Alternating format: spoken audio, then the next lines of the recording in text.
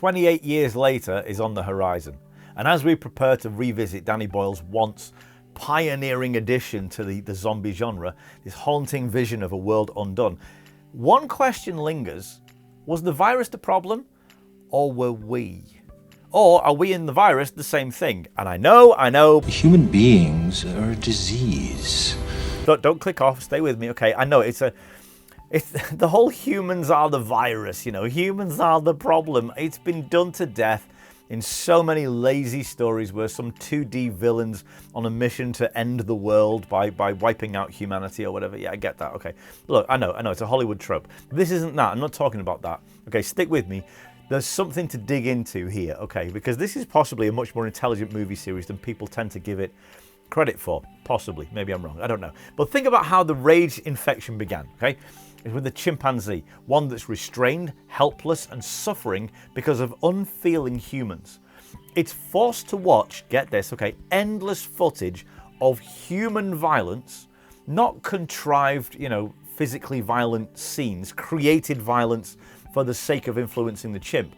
No, it's just forced to watch our regular media. War, riots, civil unrest, humanity just being ourselves. Okay, so the question is, was the rage virus an unforeseeable natural disaster, some you know, happenstance that we didn't see coming? Or was it a natural reflection of the ones that created it? A biological echo of our own most destructive instincts fed through the bowels of a chimp and out it comes. Is it just about our nature? Rage didn't come from nature. It didn't really come from a lab. It came from us, from our nature.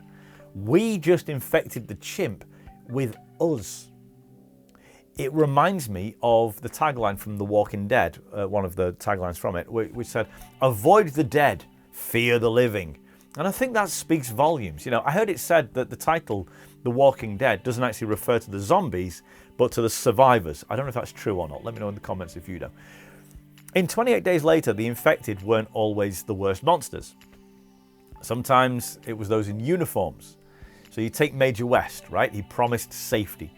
But his version of that, of civilization, was just built on domination, with him dominating. To him, the virus, it seems, it was just kind of background noise. It was nothing more than context, possibly one that he'd been waiting for his whole life. His real goal was control. And it didn't take him long in this nightmarish new world to seize that opportunity to take it, to capitalize on it.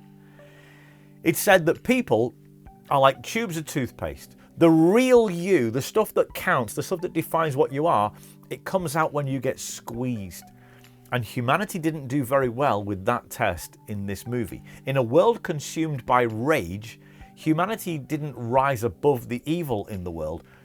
We weaponized it.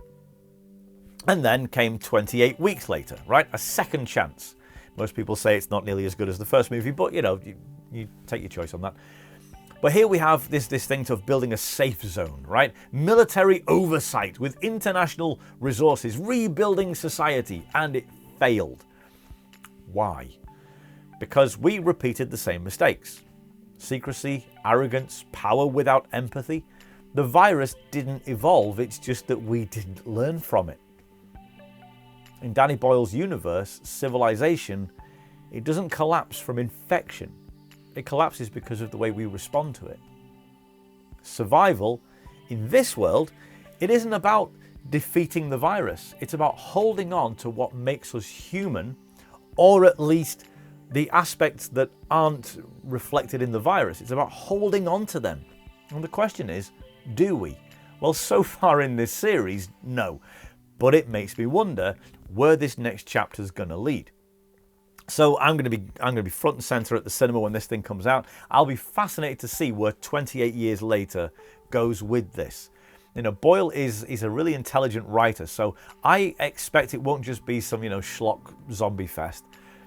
The question still haunts, and maybe it's going to be dealt with some more. In a world where a virus reveals the monster within people, will the unaffected react any differently to how they did in the first two movies? Will we have figured out that the virus is just a mirror for our own character? Or Am I just completely barking up the wrong tree about all this and reading way too much into what is just a zombie movie? I don't know. Let me know what you think. Is there another subtext here that I didn't see at all? Is it just a zombie movie? Are they actually zombies? I don't know. Look, let me know what you think. Join me for another ramble soon. Catch the live stream where we'll really dig into a subject really deeply, and I'll invite you to debate me on it. Don't really care what it is. Make some suggestions. And if you want to hear more overthinking about nothing important, like, sub, and hit the bell. I will see you next time, and thanks for listening.